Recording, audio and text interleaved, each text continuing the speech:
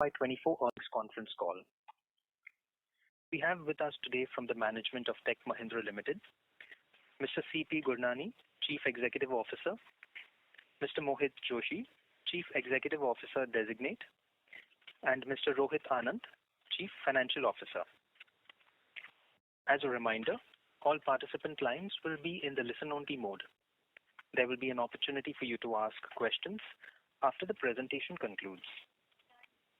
Should you need assistance during this conference, please signal an operator by pressing star and then 0 on your touchtone phone. Please note that this conference is being recorded. I now hand the conference over to Mr. C.P. Gurnani, MD and CEO for Tech Mahindra. Thank you, and over to you, sir. Yeah, thank you. Good evening, everyone, and rather for those who have joined from different parts of the world, good evening, good morning, good day to all of you. Thank you for joining the Q2 financial year 24 earnings call. We are now halfway through what would reasonably be called as one of the toughest years for IT services. I know most of us have spoken to you about some of the headwinds, some of the reasons for the slowdown. I do want to admit that we had not budgeted enough for this slowdown. Persistent high interest rates have forced customers, especially in some of our core verticals, to reprioritize spending and make room for elevated interest costs, reallocate capital towards paying the debt positions, and obviously it meant cut in discretionary spends during the process. We do realize that the world is dynamic, and we also need to be more agile and dynamic. We need to listen more to our customers, take a better view of economy. But I do promise you that the company is conscious that there is a requirement for a reset and refresh, and we are working towards that. Meanwhile, Mohit will shortly take you through, how he has been listening to the customers, how he has been managing the transition, or how he has been, leveraging his expertise as a leader. And he has announced some of the reorganization to make us more agile. But I'll let Mohit comment on it. I also want to take this opportunity to welcome Atul Soneja. You all saw the announcement that 2 months ago he joined us as the Chief Operating Officer. Welcome, Atul. Atul, I'm sure you all read about him, that he is an IT Kharagpur graduate, about 24 years experience, has worked very closely in the financial services and in the healthcare sector. So again, Atul, thank you for strengthening our operations team and our, the delivery team. Now, coming over to where Tech Mahindra continues to invest, despite of, slow takeoff of 5G, we continue to invest in innovation. We're building new age capabilities. Last quarter, both Mohit and I were together visiting customers in the Finland region, and we inaugurated our innovation center in Finland, which will basically help us tap into some of the new age talent which is abundantly available in Finland and in the Nordic countries. We have also partnered with Anyverse. This is a high-end hyperspectral synthetic data generation platform. This partnership will focus on our new age technology for the automobile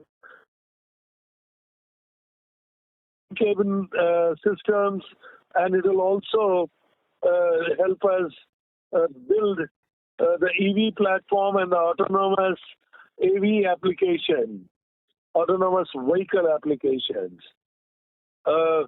Most of us are aware of the momentum that generative AI is creating.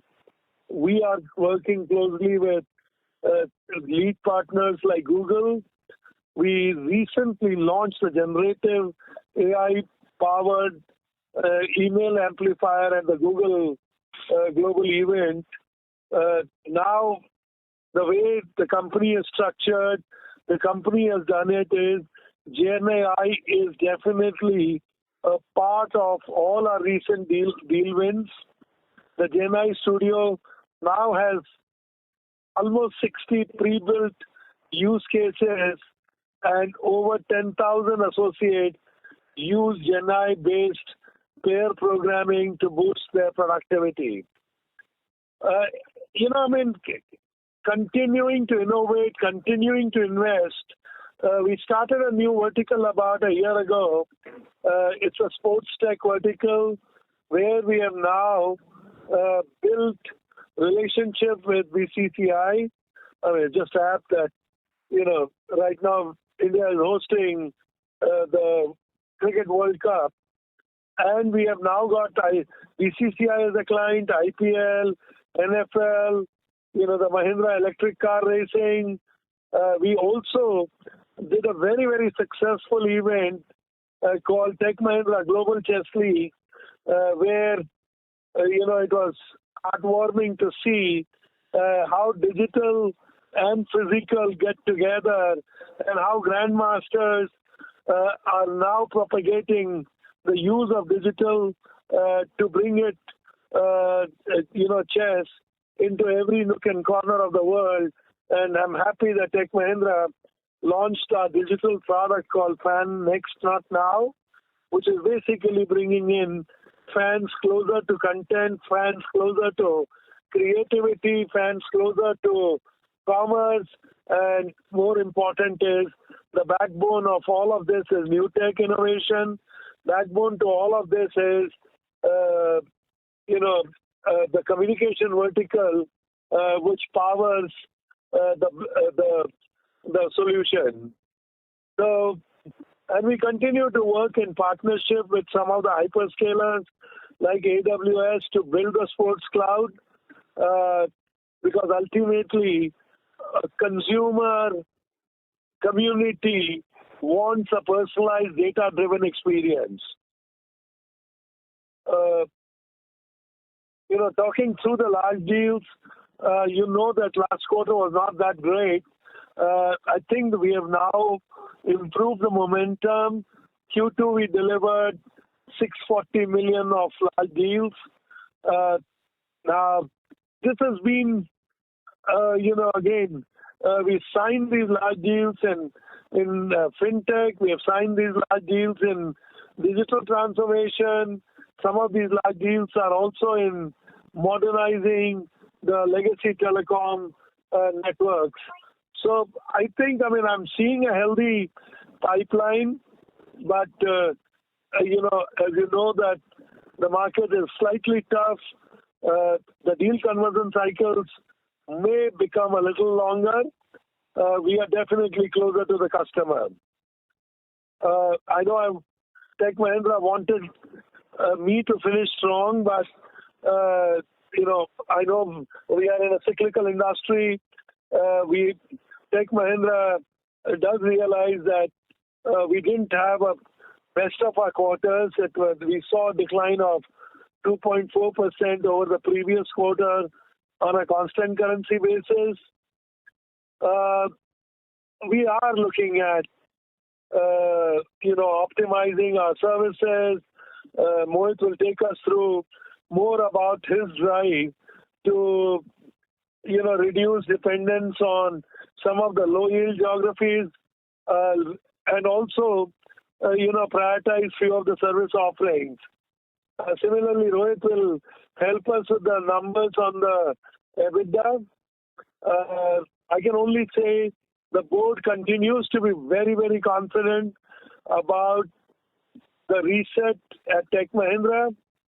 The board has approved an interim dividend of rupees 12 per share because we all know that tough times do not last forever, and Tech Mahindra not only has a resilient management team, but now we have been enforced by Mohit and Atul Soneja joining. So, overall, I feel good about the company. I am definitely proud of our capabilities, proud of our multi-decade strong client relations, and even prouder of some of our team members because they are the core of the company, the relationships built over decades, and employees who are part of our strong fabric. So I can only tell you is that Tech Mahindra continuous investment in innovation, and now with Mohit, optimizing some of our organization structure and service offerings, I do feel confident. This is definitely the last time I am presenting the earnings to you.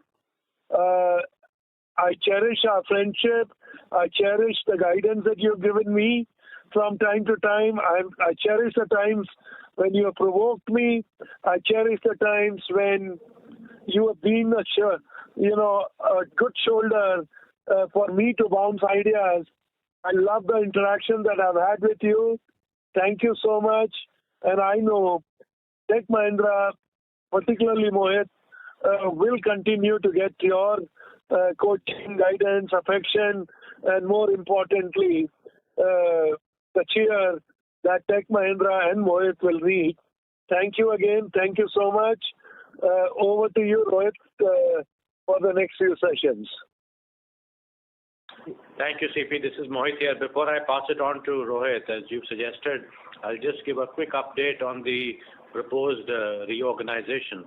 And good evening to everyone on the call. As CP mentioned, CP and I have really been traveling across the world over the past 4 months, meeting our teams, meeting our customers, meeting our partners, for me to get a deeper understanding of the organization. And I think these set of meetings have been incredibly helpful. These perspectives and these feedbacks, I think, are going to be instrumental in refining our approach and in shaping the direction forward. I think from our customers, it is very clear that they want Tech Mahindra to be their transformation partner with deep expertise in key technologies in their business. They want us to focus and invest in their organization. I think in speaking with our teams, it's also clear that we have to work to improve our operational performance and to drive growth across all verticals, and then step up boldly on large deals. I think keeping in mind the above asks, we have proposed a new organization structure to help us grow further. This organization structure gets effective from the 1st of January. And essentially what we try to do is to streamline and simplify under 6 business units, 6 strategic business units, to foster deeper client intimacy. So these are our go-to-market business units. In the Americas, we have organized, geographically across industry verticals. So all of the Americas will now be split into 3 broad industry verticals. There is America Communications, that is headed by Abhishek Shankar. America's Tech and Media, headed by Harshul Asnani. And America's Diverse Industry Group, headed by CTL. In EMEA and APJ, the units will continue to be regional, with verticals coming together for better synergy. So we have an EMEA SBU headed by Vikram Nair, and we have an APJ SBU headed by Harshwinder Soin. We have also carved out India from APJ, as the market in India needs a different strategy. So if you've noticed, in EMEA and in APJ, we have consolidated our telecom and our non-telecom business. From a delivery perspective, we have verticalized delivery, and we have a total of 8 service lines. I think this consolidation and this centralization will help us, bring efficiencies and superior customer experience. This centralized structure, as CP mentioned, also will bring agility, it will foster innovation, and help us drive modernization at scale. I think it will also help us really improve our economics, given the consolidation that we're driving, continue to provide the same level of resilient service to our customers while being able to invest in service line innovation as well. Atul, as our Chief Operating Officer, will be at the helm of this centralized structure. Again, I think this new structure will help us double down our focus on our top client accounts. It will allow us to develop deeper domain expertise, especially in sectors where we have a tremendous right to win, like telecom, like manufacturing, and the emerging capabilities that we're building in BFSI, in healthcare, and in retail and logistics. We intend to go live with this new structure with effect from the 1st of January 2024 and are making all the relevant changes so that we can hit the ground running on the 1st of January. I will now hand it over to Rohit for detailing the financial performance for the quarter. Thanks, CP and Mohit. I'll just take everybody through the financial in detail. We ended the second quarter with revenue of $1,555 million versus last quarter of $1,601 million, which is down 2.8% on a reported basis and on a constant currency basis by 2.4%. The CME decline was 4.9% and enterprise decline was 1.6%. Revenue in INR terms was 12,864 crores versus last quarter at 13,159 crores, which signifies a reduction of 2.2% QOQ. The decline in revenue reflects the market reality as there continues to be pressure on the discretionary services portfolio. Some of the revenue declines also attributable to the actions towards business rationalization in non-core areas, which we started in this quarter and will continue that action towards the next quarter. Large deal ECB win stands at $640 million, which was higher than the last quarter, getting back some momentum. We see the deal closure cycles continue to be elongated, while the pipeline for the second half looks healthy. The EBIT for the quarter is at $73 million, in INR terms 607 crores, versus last quarter at $108 million, in INR terms 891 crores. The EBIT margin is at 4.7%, a drop of 200 basis points versus last quarter. I'll talk about the drivers as we go forward. From a other income perspective, the number came in at $32 million versus $23 million last quarter. Forex gain or loss this time showed a marginal loss at 300K compared to a gain of $5 million last quarter. The effective tax rate for us came in a little lower due to some benefit on refunds at 17.9% and PAT at $59 million. The net profit margin for the quarter stood at 3.8%. Our free cash flow for the quarter stood at $213 million, aided by improvements in our working capital cycle. The total hedge book for the quarter was at $2.5 billion, where we saw a mark-to-market gain of $20 million in the quarter. $7 million of that was taken to the P&L as per accounting standards, and the rest $13 million went to the reserves into the balance sheet. We had cash and cash equivalent of $784 million, in INR terms 6,515 crores as of end of the quarter. In line with that, the board has approved an interim dividend of INR 12 rupees per share, which we've announced in this current quarter. As I mentioned before, we've taken certain actions towards prioritizing, what our core business is, whereby we've taken actions on non-focused geographies, contract business and service lines, which means that we've taking no more business in those areas. We're closing contracts, taking one-time impact, as well as we're terminating projects where we don't see a long-term runway, both from a strategic and viability perspective. After adjusting for these exceptional items, we see operating margins decline at around 7.3% versus the last quarter of 8.6%. We're open to take questions now and open the line for that. Thank you very much. We will now begin the question and answer session. Anyone who wishes to ask a question may press star and one on their touchtone telephone. If you wish to remove yourself from the question queue, you may press star and two. Participants are requested to use handsets while asking a question. Ladies and gentlemen, we will wait for a moment while the question queue assembles.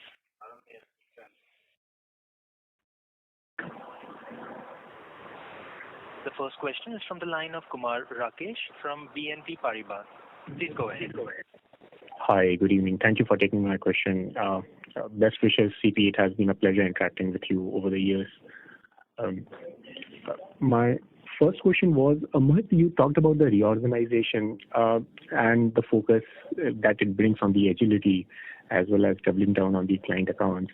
From vertical and service line perspective, what the new reorganization focus would be driving towards? Sure. So I think from a service line perspective, we're very focused on three things. We're very focused on resilience, so ensuring that the service quality that we provide to our customers does not deteriorate. That is something that TechM has been known for, and I want to make sure that we retain that. It is also very focused on service line innovation. We want to make sure that each and every single service line where we have capabilities is in the leader quadrant. And finally, it is very focused on improving the economics of the business, right? So these are the three objectives from a delivery perspective. From a sales perspective, the reorganization will help drive greater customer intimacy. It will help drive a greater focus on must-have accounts and on our largest customers. And I believe it positions us better from a large deal perspective. By bringing together our telecom and our non-telecom businesses in markets like Europe and in APJ, I believe it will give us greater heft. And by moving towards a vertical model within our largest geography, which is the Americas, I feel it will give us a greater degree of domain expertise. So these are some of the objectives that we're looking to drive from the reorganization. But like I said, it will help us improve the economics of our business and drive greater revenue growth. Thanks, Mohit, for that. A request if you could have a session arranged in which we can go a bit detail around the reorg and your plans over the next 2-3 years at a time convenient to you would be really helpful. Rohit, my second question was for Rohit. So you talked about the business rationalization which continued in this quarter as well. Once we are done with that, and you said that we'll have some of it in third quarter as well. Once we are done with that, how should we assess the benefit of this rationalization exercise? Will the growth for the same business should be better, or the margin profile improves, or our DSOs improve? So from a tangible perspective, where should we be looking at the benefit out of this exercise? Yeah, it's a mix of all of that you mentioned. I think first it clarifies from a strategy perspective where we want to spend time. That's focusing on what matters and making sure the managerial bandwidth is all aligned where it gives us the best return. Right? So that's the first benefit. Second is when you look at the risk and reward to the portfolio we're rationalizing, it also beyond the margin benefit that we naturally see the next year based on these actions. We also see over term, the call we also taking is based on the inherent risk in some of these contracts, right? So while the margin on the surface in some cases might look okay, but from a risk perspective, that doesn't align with what we want to do as we move forward, right? So I think it's a mix of all of that. So benefits going to be better risk management profile, better margins as we go to the next year, and better cash flow cycle. That's on the financial side. And then from a managerial perspective, more focus on how we want to drive investments in the core side, unlock some value. Got it. Thank you. Thank you. The next question is from the line of Sudhir Guntupalli from Kotak Mahindra Asset Management. Please go ahead. Yeah, CP and Mohit, all the very best to both of you on your new year. Mohit, you have been with the company for almost 4-5 months now. When you analyze the portfolio and conceptualize the new organization structure, what is the growth and profitability level that you are targeting over the medium term? Not asking for a guidance, but if you can give a color on what your medium-term aspirations are, that will be helpful. Sure. So look, I think a couple of things, right? One is that we are very much still in transition mode. It is now more than halfway through the transition period, but I take over the reins from CP only on the 20th of December. Like I shared earlier in the call, we have put together a new organization structure. We are also redefining KPIs. We're changing many of the policies within the organization, and we are looking to get the team in the new organization structure to think about the numbers that we hope to deliver in the future. So to that, to that end, I think we will be ready sometime in April to come to you with 3 sets of plans, right? There is a plan for margins that we will be sharing with you, which is what do we think is the sustainable medium to long-term margins from a TechM perspective, how are we thinking about reshaping our pyramid, how are we thinking about the drivers from an automation perspective, from a subcon perspective, from a integration of the acquired entities perspective. We'll be bringing a plan for revenue. How are we thinking about our geo mix, our vertical mix, our account growth strategies, our account hunting strategies, our large deal strategies, our new service line strategies, and we'll be bringing a plan for the organization, right? How are we thinking about the learning within the organization, tighter alignment with the M&M group? How are we thinking about how we work with our ecosystem of partners and influencers? So these are the plans that we'll be coming back to you with, but in April. And hopefully, between January and April, we can provide you greater color. But it's way too early for me to be able to provide you with a short-term guidance on margins. But if you look at the org structure we've announced and you look at the focus that we have on service and innovation and on margins, hopefully it gives you a sense of the way forward. Got it, Mohit. Thanks, and all the very best. Thank you. The next question is from the line of Sandeep Shah from Equirus Securities. Please go ahead. Yeah, thanks for the opportunity. Rohit, the first question is the rationalization of business has started way back in FY23, and it looks like it has been restarted again starting from this quarter, which may continue in the third quarter as well. But it doesn't actually yielding any result in terms of the margin. So when do you expect some benefits in the margin? It may start from the fourth quarter of this financial year or next financial year as a whole. And also a question to Mohit, in terms of whatever reorg plan which you have announced, I do agree the more details would be given in the month of April. But can you throw some color? What are your aspirations in terms of the growth and the minimum level of margins which you are comfortable with such a big reform or reset which we are planning in the organization? Yeah.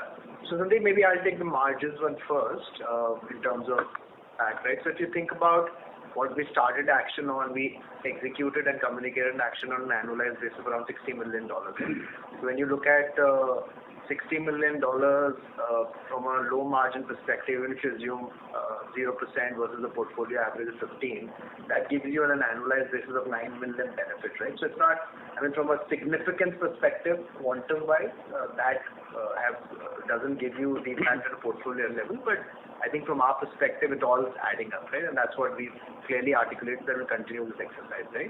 So hence, with Mohit coming in, I think as he rightly mentioned, that we'll be coming back to you with a strategic plan in April. It's a part of that where we're defining our core and taking action the non-core as we identified. And the action the non-core could be ceasing that business. Some of the possibility could be that the cease is not an optionality given the contract commitments. Hence, we let it run off as a separate unit, right, with a different focus there. And then third is the divestment area. So I think we are continuing that with a refreshed look with Mohit coming in. And we've done some discrete measures this quarter which will definitely help in margins next year. And as I qualified 2 or 3 benefits on both cash flow margins and managerial bandwidth, and we'll continue to drive that towards Q3 also. And just to add to that, right, look, I think the way that we're thinking about the reorganization and the new organization, right, is first we had to define the organization structure. Then we have to have the sort of the policies, the KPIs, the KRAs that underpin this new organization structure. Then we have to have these teams come back together and think about, what we're going to do from a revenue acceleration perspective, what we're going to do from an organizational capability perspective, and from a margin perspective. Once these plans have been built, they have to be tested internally, and only then do I want to share them with you. Otherwise, these will not be credible plans, right? So please understand when I say that we are using this time to build a credible plan. We already have an organization structure that we're going to live with for many, many years, to build these plans, to test these plans thoroughly before we bring them to you, so that it has a very high degree of credibility when you receive them. Okay. Just follow up, Mohit. The inherent nature of Tech Mahindra's business is 40% of the revenue comes out of communication, which is more cyclical. So how do you deal with that? Because that has been a hurdle for Tech Mahindra in terms of its growth not in line with the industry because of the portfolio mix, which is more skewed towards communication, which is more cyclical. So how will plan to deal with that? Sure. So look, I think, telecom is while the telecom, I agree, is a cyclical vertical, but telecom has been a good vertical from a tech end perspective, and many of the capabilities that we have built in telecom, we are taking to other sectors as well through our network services, service line. Also, telecom is now less than 40% of our overall revenue. We also have deep inherent strengths in manufacturing, because of the M&M association and because of the very long presence we've had in the auto, aero, and the discrete manufacturing space. We also have emerging strengths in BFSI, healthcare. But this is the exact portfolio mix that we're thinking about and testing it to make sure that in different sort of scenarios, right, high growth, medium growth, no growth, we're still able to come back to you with a credible plan on margins. So that's what we're working on. I do want to underscore, though, that there is no intention, for us to deprioritize our telecom or our manufacturing heritage. I absolutely want to make sure that it is the centerpiece of the new TechM as well. Okay. And Rohit, last question. Is it fair to assume Q3 could be the last quarter where we may clean up the non-core revenues and there could be one-timers in terms of the cost and margin? And fourth quarter could be the start of a clean slate in terms of performance? Yes, Sandeep, that's the intent. But some of these actions you would appreciate are dependent on customer interactions and other dependencies. So while the intent is in that direction, but we'll keep you posted how we pace on that so that you're aligned on anything that changes there versus the current assumption. Okay, thanks and all the best. Thank you. Thank you. The next question is from the line of Nitin Padmanabhan from Investec. Please go ahead. Yeah, hi, good evening. Thanks for the opportunity. Rohit, had a question on the absolute employee cost. I think over the last 4 quarters on an absolute basis, this is up almost at a 3.5% CQGR, while revenues have declined. Even the absolute employee count has also gone down. So if you could give some context there, that'll be very helpful.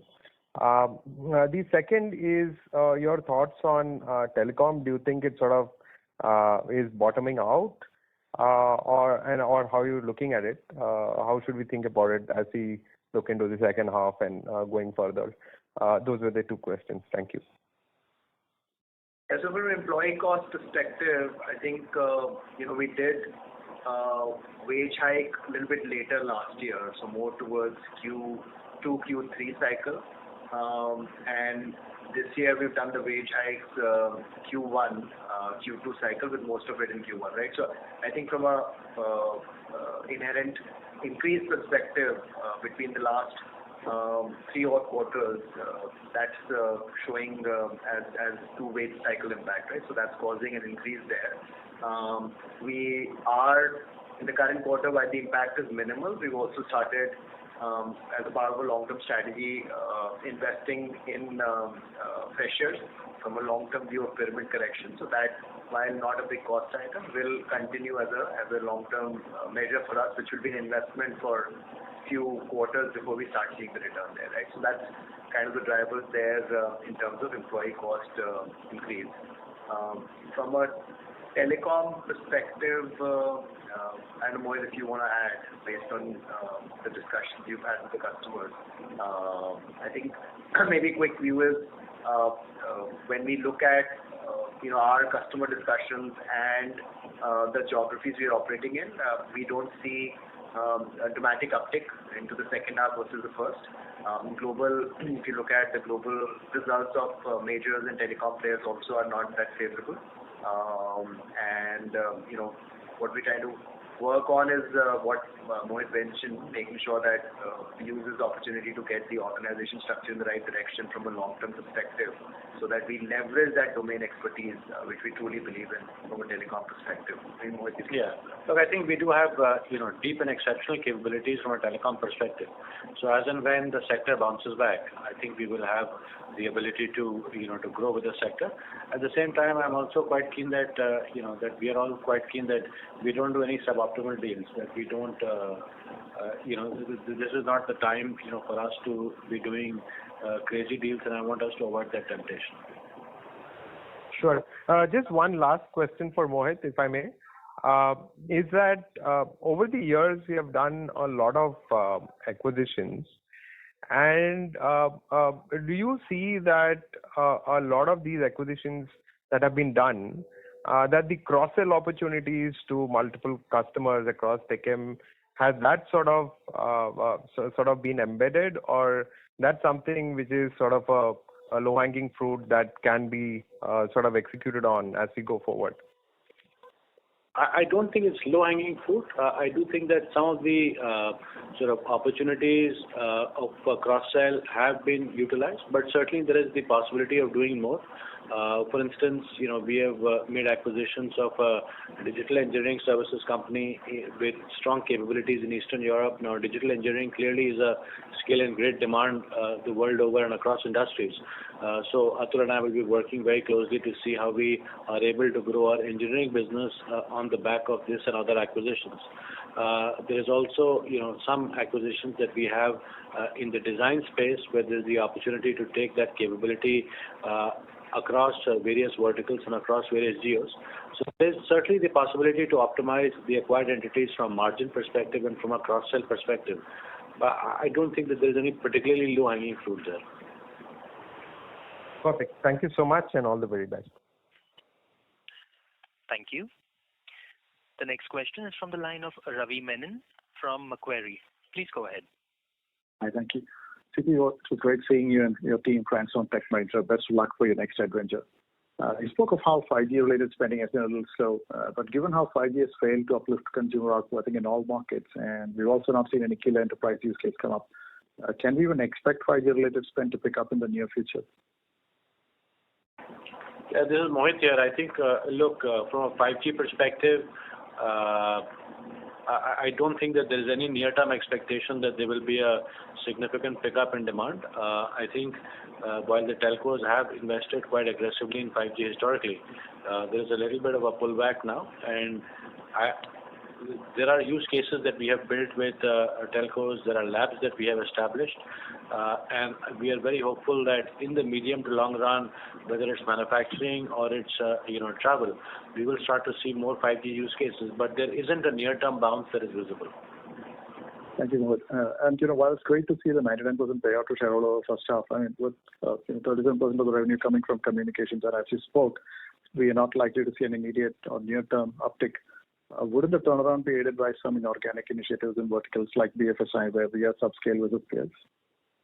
Yes. So again, like I said, this is the plan for revenue that we are building out, and we hope to come back to you with that in April. You will be mindful of the fact that I still haven't taken over as the CEO, so it's too early to be sharing concrete plans. And these plans also have to be, built and tested, right, before they are shared.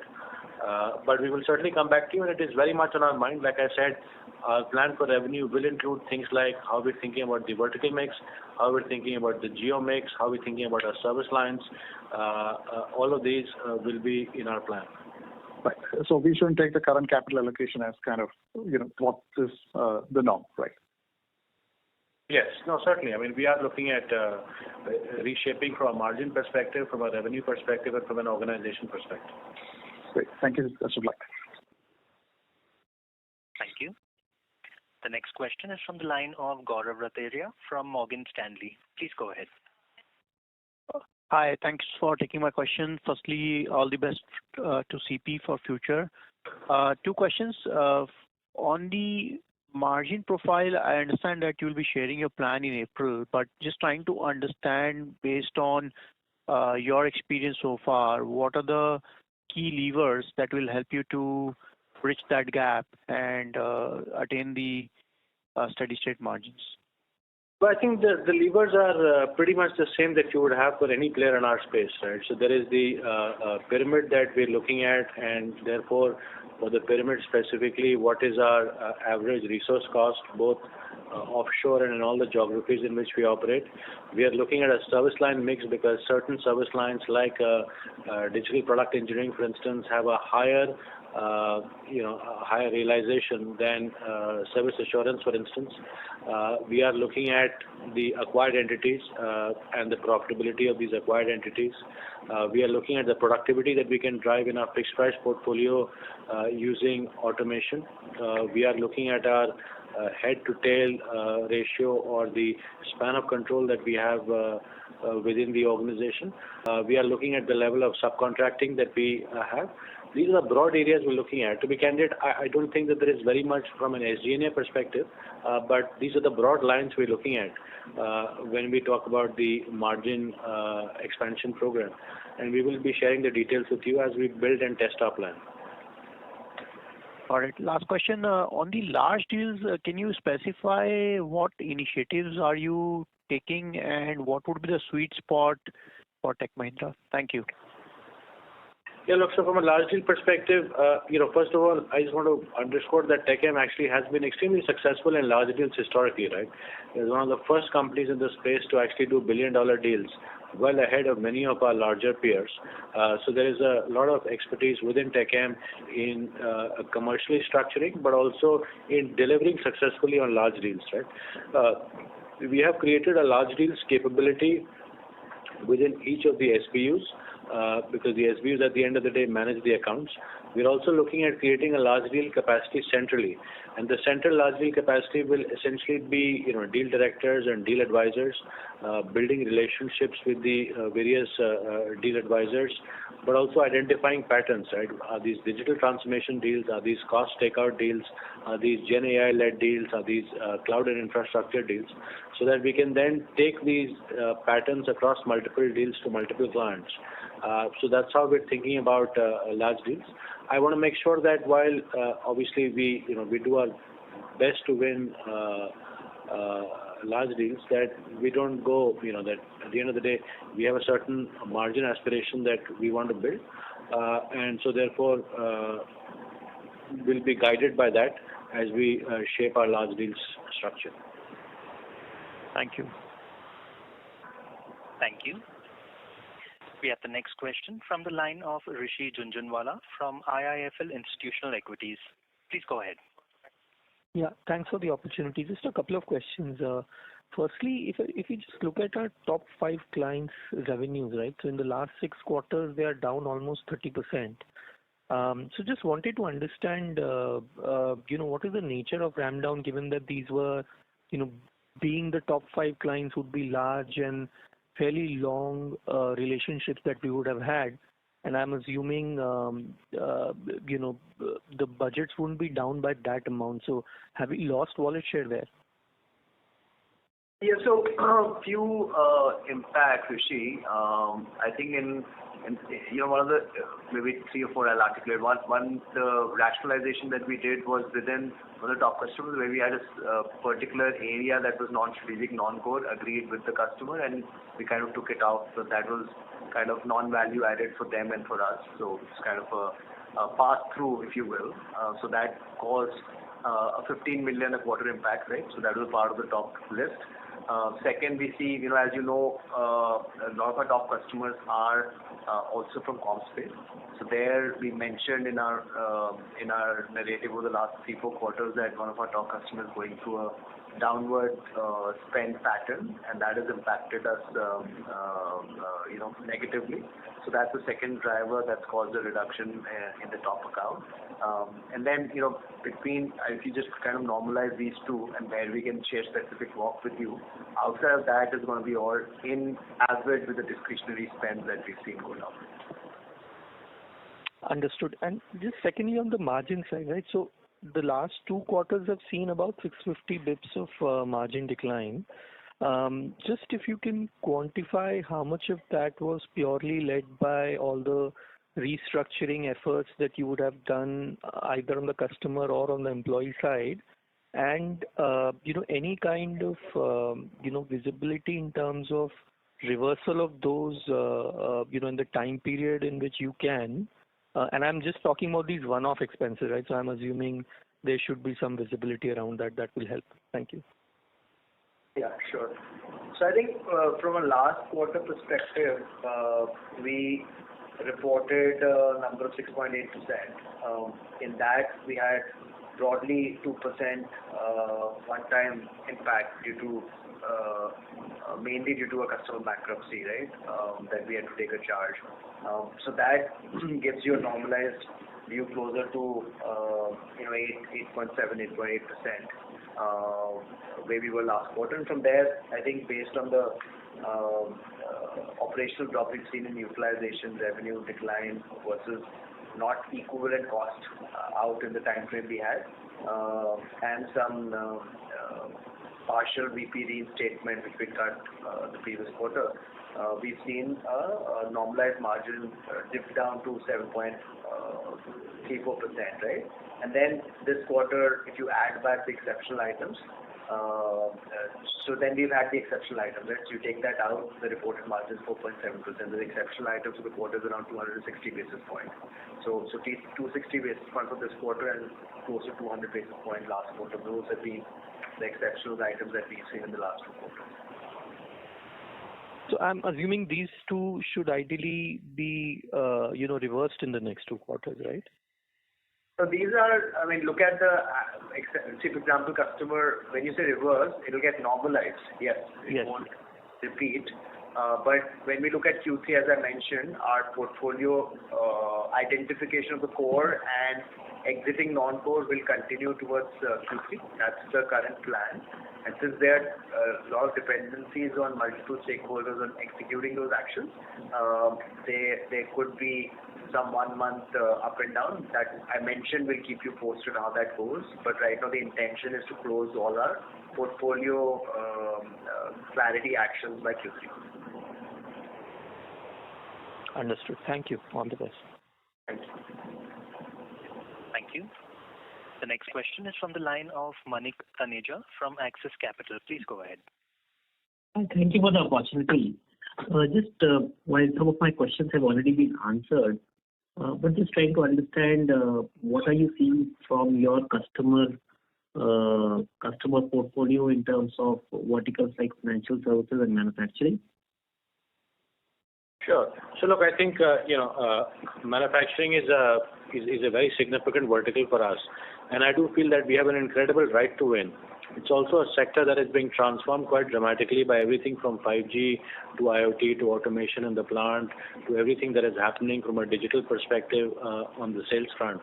So it is a sector that has historically been underinvested in technology, but there's an enormous amount of technology going in, whether it's from the IT perspective or from an engineering perspective or from a design perspective. And I do feel, given the heritage of the Mahindra Group, we have a unique right to win over here. This is also a sector where, despite the slowdown and despite the downturn, we have seen growth across Europe and across the US. So I am very bullish about our long-term opportunities in this sector, especially as we tie in more closely with the Mahindra Group as well. On the BFSI side, our presence is a little bit more scattered. I think we have a deep presence in insurance in the US and in Europe, and that is something that we will look to build. We've also had an incredible amount of success in insurance across the Americas and Europe. On the banking side, I think our presence is more limited. But again, I do feel that we have a right to win in this sector, given the fact that we have expertise across multiple areas like digital engineering for financial products, like design through the bond acquisition, like a couple of very targeted vertical BPS capabilities we have, for instance, in mortgages in Europe, but also the relationships that we have built up with financial institutions through the group. So I do feel that while it will be a longer climb in financial services because we are not the entrenched leader in this segment, I do feel that there will be significant opportunities because banks and insurers and asset managers are constantly looking to refresh their partners. And I do feel that we have the opportunity to dig in deeper into our existing clients and to get new clients. Sure. And one transition question, like this year we've had the restructuring cost, the transition that's happening in the organization. But should some of these efforts continue into next year as well, or next year should be a year of margin expansion, especially given the fact that we've had much higher margin aspirations in the past, but we've always disappointed on that front. Just trying to understand if FY25 should be a year of margin improvement or not.